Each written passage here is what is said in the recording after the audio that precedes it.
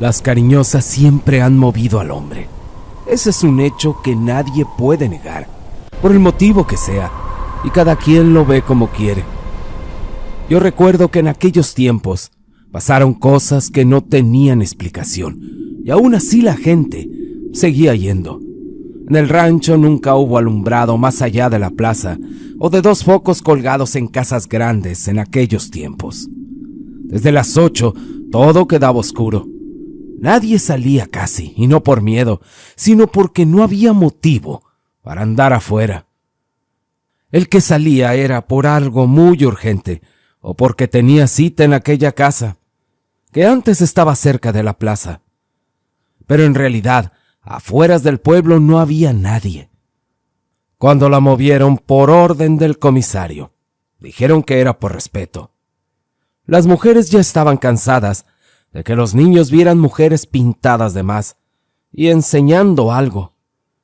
Algunos escuchaban cosas desde las ventanas con oídos curiosos, así que una semana desarmaron todo y levantaron otro al extremo del pueblo, pasando los últimos corrales, más allá de las tierras donde ya no había casas ahí, solo terrenos amplios y cercas viejas. Los hombres siguieron yendo aún así.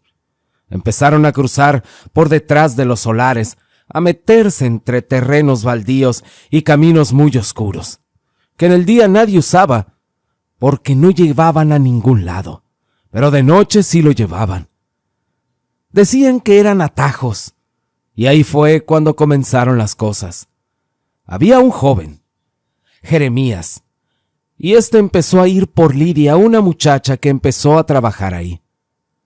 Ella había perdido a sus padres, tenía sueños, y encontró un camino fácil. Jeremías no entraba tanto ahí. Él más bien la esperaba afuera, junto a la sombra de una barda. Ella salía 5 minutos antes de que llegara más gente. Hablaban poco, y él le decía que no era lugar para quedarse. Pero ella también le decía que no era un lugar para siempre. Un hombre contó que al cruzar por aquellos terrenos, detrás de la casa de los Salgados, escuchó a alguien caminando paralelo a él, del otro lado de la cerca, aunque ahí no hubiera nadie, y pensó que era otro que iba al mismo lugar. Aceleró un poco los pasos, se detuvo, y del otro lado, los pasos también se detuvieron. Él ya no quiso voltear.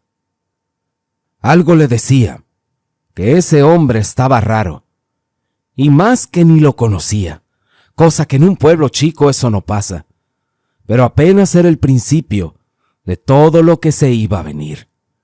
La mayoría decía que eran ideas por andar pensando en lo mismo, pero a los días empezaron a regresar más callados. Los que iban no dejarían de ir por rumores o historias. No había ánima que los asustara. Jeremías fue notando algo distinto en los caminos, porque de noche estos se sentían ocupados por algo. Días después, el dueño de aquellos terrenos donde pusieron la casa contó que una vez estaban limpiando. Dice que los peones encontraron restos de algo. No lo enseñaron a nadie, solo dijeron que mejor se apuraran el trabajo y dejaran eso donde estaba.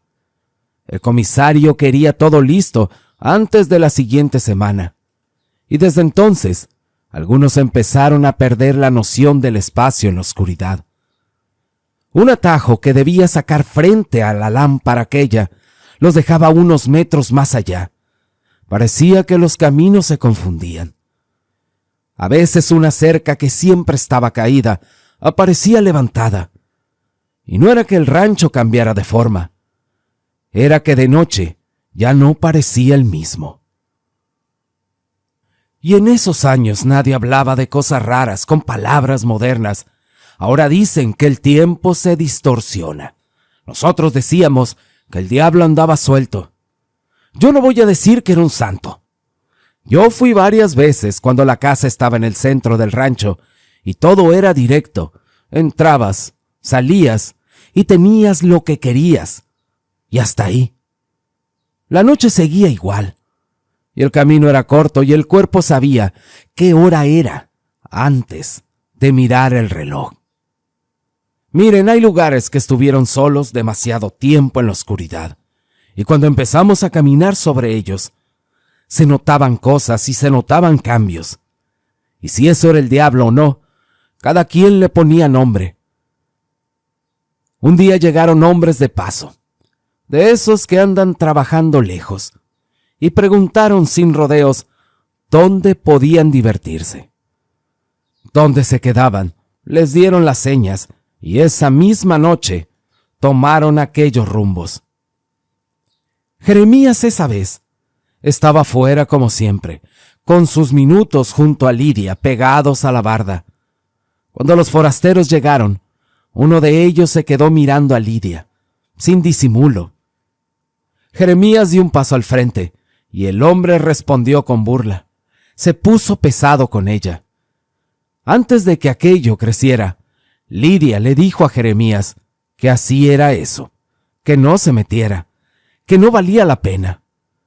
Ella no fue cruel con él, fue clara. Pero a él le dolió.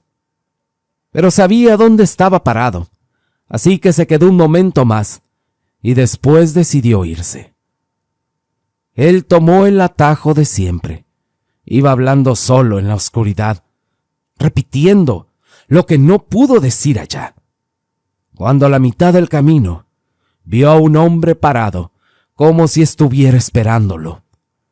Este no era del pueblo. Eso se notaba en la ropa, en la postura, en la forma tranquila de estar ahí. El hombre le habló primero. Le dijo: ¿vienes de la casa de las caricias? Jeremías le dijo que sí. Entonces, ¿por qué vienes tan enojado? ¿No te dieron lo que querías? ¿O no te alcanzó? Eso lo hizo enojar. Pero en ese momento algo cambió, en la sensación. La presencia de aquel hombre dejó de sentirse normal, como si no estuviera ahí por casualidad. Él le dijo: yo te puedo ayudar, solo tienes que pedírmelo. Jeremías contó que después de ese instante sintió que la sangre se le iba hasta los talones. Y no era un miedo común, era por entender que aquello no era una oferta cualquiera. No le respondió, retrocedió un poco, y cuando el hombre avanzó un poco apenas, supo que no debía quedarse. Él se echó a correr sin mirar atrás. No escuchó pasos siguiéndolos, pero sí escuchó risas, y era como si le sonaran directo en la cabeza. No se le quitaron hasta que cerró la puerta de su casa. Al día siguiente lo contó, y para la tarde ya medio rancho sabía la historia. Algunos dijeron que fue el coraje que tenía, otros que lo contó por vergüenza, para que no le dijeran nada, pero los que también habían sentido que los caminos no medían igual desde que empezaron a cruzarlos de noche, no se rieron tanto, porque desde entonces más de uno empezó a sentir que esos caminos oscuros no solo caminaban hacia la casa, sino que algo esperaba que uno cruzara. Su madre de volada se enteró. Ya sabía lo que había pasado, y un día lo agarró del brazo y lo sentó en la mesa sin hacer escándalo. No estaba gritando ni llorando. Le habló como siempre. Lo miró y le dijo que esa mujer no le convenía, que habiendo tantas muchachas decentes en el pueblo, él se había fijado solo en ella. No lo dijo con desprecio, lo dijo con mucho cansancio. Al no tener padre, pues ella era la que daba los consejos y también la que cargaba con las consecuencias. Y para ser sinceros, las madres casi nunca se equivocan. Yo no sé cómo le hacen, pero ellas saben. Saben cuando uno trae algo atorado en la cabeza aunque no lo diga. Y tal vez si hubiera tenido un padre, le había dicho otra cosa, algo más de hombre a hombre, que se desahogara y ya, que no se clavara. Pero no era el caso. Ella le habló claro, y él escuchó sin responder mucho.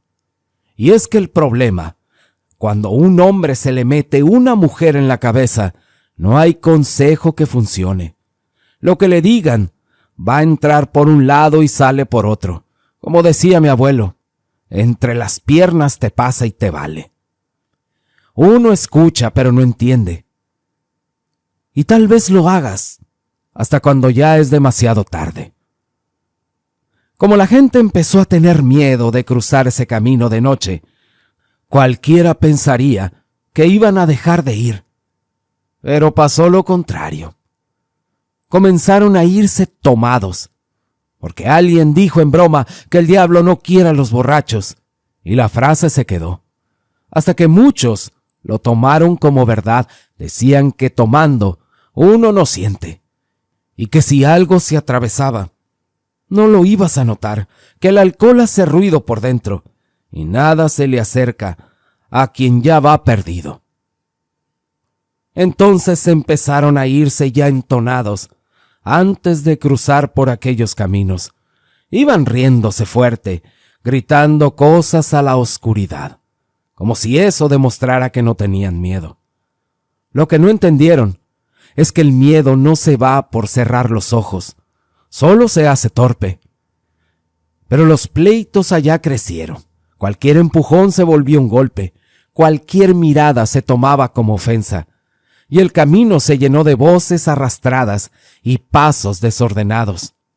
Algunos juraban que así era mejor porque no recordaban bien el trayecto, pero otros comenzaron a contar que precisamente en ese estado sentían más extraño el paso, como si el suelo se extendiera más de lo normal o como si las risas no fueran solo de ellos.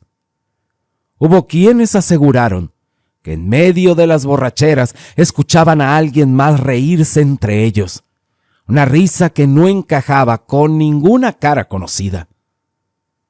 Pero aún así, siguieron.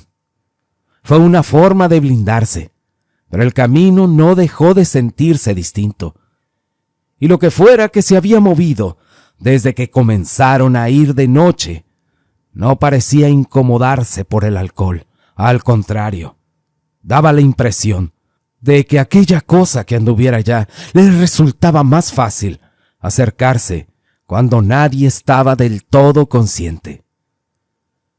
Dicen que el diablo sabe esperar, que tiene todo el tiempo del mundo, y es cierto. Jeremías estaba desesperado por sacar a Lidia de ahí. Trabajaba como burro de sol a sol. Aceptaba jornadas que otros rechazaban. Cargaba costales y arreglaba cercas. Lo que saliera. Ahorraba casi todo y apenas se quedaba con unas monedas. Los guaraches ya tenían hoyos y aún así no compraba otros. Decía que todavía aguantaban. Su madre lo miraba contar el dinero en la mesa por las noches, billetes doblados, monedas acomodadas en montoncitos. No le decía nada, porque sabía que él no iba a escuchar. Pero Jeremías tenía un problema, porque cada vez que hacía cuentas, la cifra parecía no alcanzar nunca, como si la meta se moviera un poco más lejos cada semana. Entre lo que ella pedía para irse, lo que calculaba para empezar en otro lugar y lo que siempre salía de imprevisto, el número no cerraba.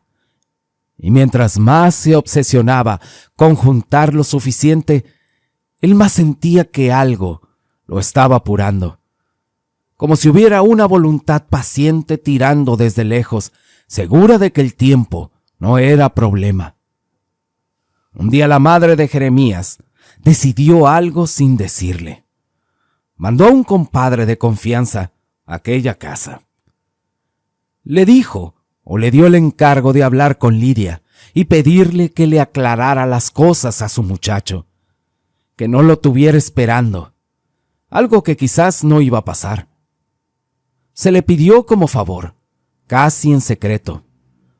El compadre aceptó, pero no fue directo al asunto, porque él entró como cliente.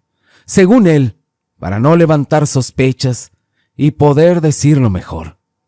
Ya dentro, cuando tuvo la oportunidad de hablar con ella solas, le dijo que venía de parte de la madre, que ella estaba muy preocupada, que Jeremías estaba cambiado, que no comía bien y que no dormía, que todo lo que ganaba lo estaba guardando para sacarla de ahí. Lidia bajó la mirada y dijo que le daba pena el muchacho, que sí era bueno, que no merecía estar metido en eso, y confesó que sabía que Jeremías jamás iba a juntar el dinero o que no iba a ser suficiente, y no porque no trabajara, y que tampoco quería romperle el corazón diciéndole que no se iba a ir con él nunca. El compadre entonces se dejó de rodeos y le habló claro. Le dijo que la madre estaba preocupada de verdad y que temía que un día su muchacho hiciera una tontería o se desesperara para conseguirlo. Aquel compadre dijo que Lidia se quedó callada un buen rato. Dijo que ella no le había prometido nada formal, que no pensaba que se lo había tomado tan en serio, pero tampoco lo había detenido, que a veces una se dejaba querer porque es lo único decente que le ofrecen, y más en una casa así, aunque sepa que no puede aceptar. Así quedó. Y al día siguiente, el compadre fue temprano a la casa y le contó a la madre de Jeremías todo lo que había hablado con Lidia, que la muchacha sentía pena por él, que sabía que nunca iban a estar juntos y que él no iba a juntar lo suficiente, que no quería romperle el corazón, pero tampoco podía prometerle nada, que lo mejor era que el muchacho entendiera de una vez. Pero lo que no sabían era que Jeremías estaba detrás de la puerta, escuchando cada palabra sin hacer ruido. No hizo escándalo y tampoco reclamó. Simplemente se quedó quieto, mientras algo por dentro se le deshacía, tal vez su corazón. Y esa tarde él no salió. No habló casi nada, y por un tiempo dejó de ir a buscarla. Él se metió más en su trabajo. Regresaba directo a su casa y evitaba pensar siquiera cerca del camino. Pero en el corazón no se manda. Y eso lo sabemos todos. Uno puede convencer a la maldita cabeza un rato, pero lo que se mete en el pecho no obedece razones. La amargura empezó a llenarle el cuerpo. Era una mezcla de orgullo, herido y de tristeza. Era algo que no lo dejaba estar en paz.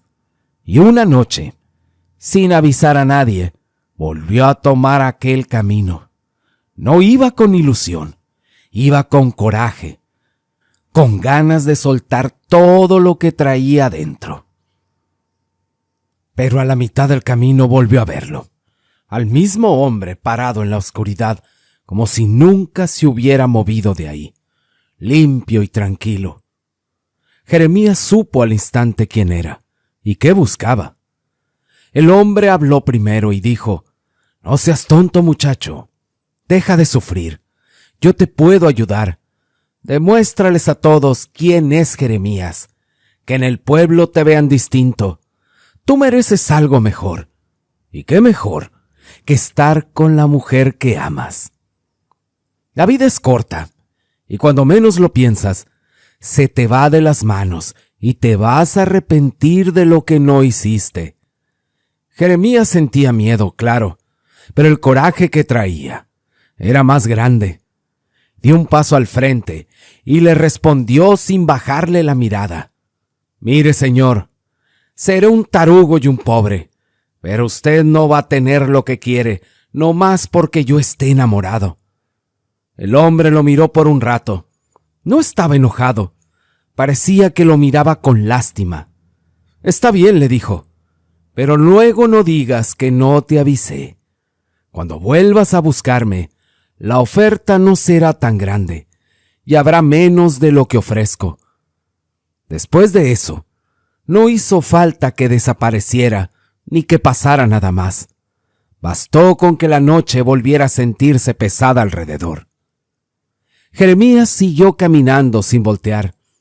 Traía el corazón latiéndole bien fuerte. Ya llevaba firme su decisión, sabiendo que había rechazado algo que muchos no hubieran rechazado, aunque también entendió que aquello no había terminado, porque si algo había quedado claro, es que esa presencia no tenía prisa y sabía esperar. Al llegar a la casa de las caricias, Jeremías no se quedó afuera como otras veces. Esa noche entró. Era temprano, pero ya había varias caras conocidas en el pueblo, unos con dinero de sobra y otros apenas acompletando para un rato, todos mezclados. En un rincón estaba Lidia. Cuando la vio ya no le salió la sonrisa de antes, más bien se quedó seria, como si presentara lo que venía. Jeremías caminó directo hacia ella, y antes de que pudiera decir palabra, la dueña se atravesó. Le dijo: si no pagas, no te acercas. Esa es la regla. Jeremías la miró sin discutir. Metió la mano en la bolsa del pantalón y sacó un fajo de billetes. Lo sostuvo un segundo en el aire y dijo: aquí traigo para pagarle toda la noche. Luego lo dejó caer al piso frente a todos. Ahí estaban los billetes desparramados, todo lo que había juntado durante meses.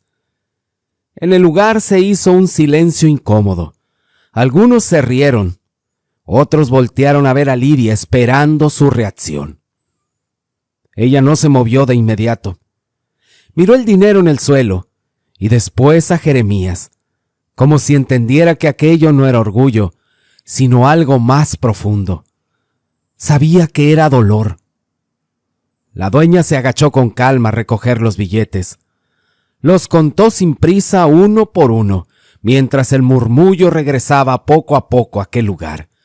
Jeremías no apartó la vista de Lidia, como si al fin hubiera decidido que esa noche no habría medias palabras ni esperas en la cerca. Lidia se levantó despacio y caminó hasta quedar frente a él, mientras todos miraban, algunos con burla y otros esperando un espectáculo. Le quitó los billetes a la dueña y se los puso en la mano. Le dijo: ten tu dinero y lárgate de aquí.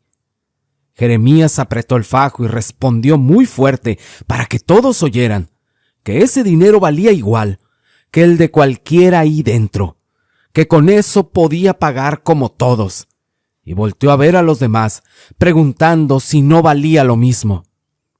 Nadie contestó. Solo se oyeron risas. La dueña intervino rápido y le dijo: vete de aquí, muchacho. No quiero problemas. Pero entonces Lidia le dijo lo que nunca le había dicho. Mira, yo nunca iba a irme contigo a ningún lado. Y esas palabras le pegaron más fuerte que cualquier empujón. La dueña trató de calmar la cosa. Le dijo que si quería, podía escoger a otra, o a dos, o a tres, que dinero traía. Pero él seguía gritando que no, que la quería a ella, que no había ido por otra. Un hombre ya pasado en copas se levantó de su silla. Ya estaba hasta la madre, diciendo que le estaba arruinando la noche. Le dijo chamaco terco, y lo empujó con intención de sacarlo. Jeremías reaccionó y lanzó un golpe que no llegó, y de inmediato se levantaron otros que iban con él. Se le fueron encima sin darle oportunidad. Le dieron hasta para llevar, y mientras algunos solo miraban, otros pedían que lo sacaran de una vez. Así quedó afuera en el suelo, todo aturdido, con el ruido retumbándole en los oídos. Desde la puerta Lidia observaba sin acercarse. Jeremías, como pudo, se levantó apoyándose. Estaba dolorido y con la cara caliente.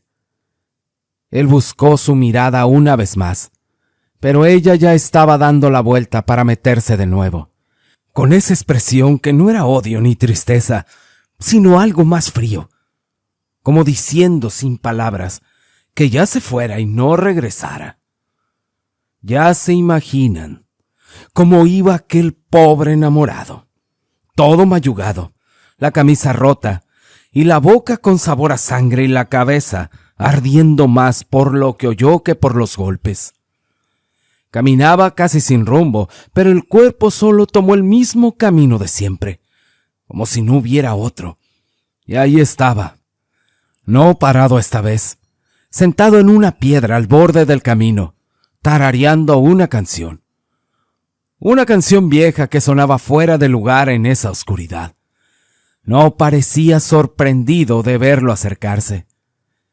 En cuanto Jeremías estuvo a unos pasos, el hombre levantó la vista y sonrió. «¿Ves, muchacho? Te lo dije. Si me hubieras hecho caso, ahora el que se estaría riendo eres tú, y no todos allá. Hasta la mujer que amas te mandó a la fregada». No lo dijo con burla, lo dijo como quien repite una verdad. Jeremías respiraba, y no sabía si por el dolor o por la rabia. El hombre apoyó los codos en las rodillas y le dijo: «Estoy listo para negociar. Tú dime». El silencio se hizo espeso alrededor. Jeremías lo miró sin agachar la cabeza. Tenía los ojos brillosos, y no de miedo, sino de humillación. Le dijo: «¿Qué es lo que quieres?». El hombre sonrió un poco más amplio. «Nada que tú no estés dispuesto a dar. Un favor por otro. Yo te pongo donde quieres estar. Que te respeten. Que ella te busque y que nadie vuelva a reírse de ti. Tú solo acepta». «Mira, quiero que ella me ame con locura. Que no pueda ni mirarse al espejo sin pensar en mí.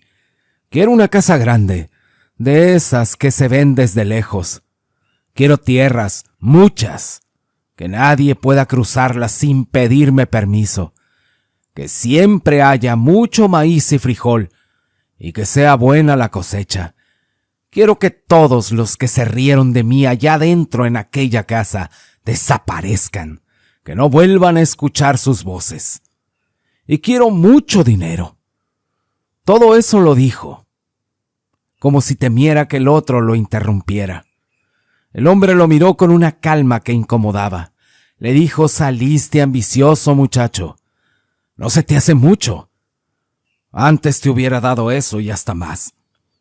Pero me despreciaste.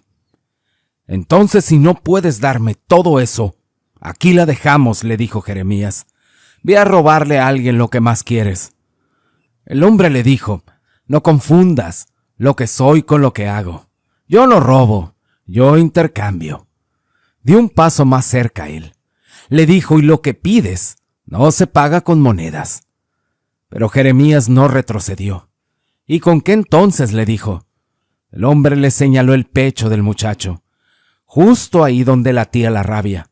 Con eso me vas a pagar. Con lo que todavía sientes. Si quieres que te ame con locura, algo en ella se va a pagar para que eso quepa. Si quieres tierras, alguien las va a perder. Si quieres que desaparezcan los que se rieron, no preguntes cómo ni a dónde. Y el dinero siempre encuentra dueño. Un dueño nuevo cuando el viejo ya no lo necesita». «No me importa», dijo Jeremías. A lo lejos se oyó ladrar un perro y luego nada. El hombre dijo: «Dilo claro. Di acepto». Matías aceptó. El hombre sonrió apenas. Jeremías le dijo: «Entiendo que algo se va a perder. Y que así sea. De todas formas, siempre pierde uno». Así que extendió la mano otra vez. Esta vez Jeremías no dudó tanto y le estrechó. No sintió frío ni calor, solo una presión firme. El hombre volvió a tararear la misma canción mientras se alejaba, como si ya no hubiera más que hablar. Jeremías ahí quedó solo. Cuando llegó a su casa, se dejó caer al catre sin quitarse la ropa. El cuerpo le dolía, pero el cansancio pudo más y se quedó dormido, como si alguien lo hubiera apagado. Al día siguiente su madre lo sacudió del hombro. Le dijo: «Mira nada más cómo te dejaron. ¿Dónde te metiste?». De seguro fue en ese maldito lugar. Anda, levántate y lávate la cara. Tengo noticias. Algo pasó anoche, en esa casa que trae locos a todos. A Jeremías se le fue el dolor de golpe. Se levantó sin decir nada y salió todavía con la camisa manchada. Afuera ya estaba el compadre sentado en una silla. Traía la mirada rara y no hacía falta que dijera mucho, pero igual habló. Él dijo: se incendió. Nadie sabe cómo empezó. Como era casi pura madera, no quedó nada. Agarró fuego de una, y dicen que ni tiempo dio de salir a todos. Algunos andaban muy borrachos y no la libraron. Jeremías escuchaba sin parpadear. Le dijo: entre ellos estaba tu padre, el hacendado. Ya ves que nunca tuvo hijos reconocidos. En el testamento estabas tú. Me lo dijo hace muchos años. Tu madre también lo sabía, pero no iba a pasar nada hasta que él faltara. La madre solo se persinó en silencio.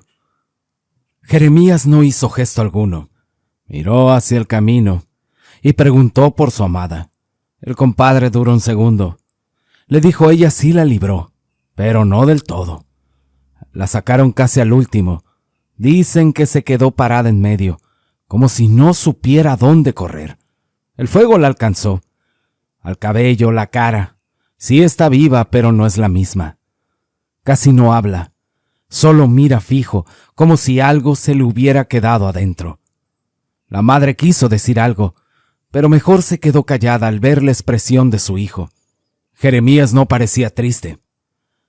Dijo nada más: casa grande, tierras, dinero y risas apagadas.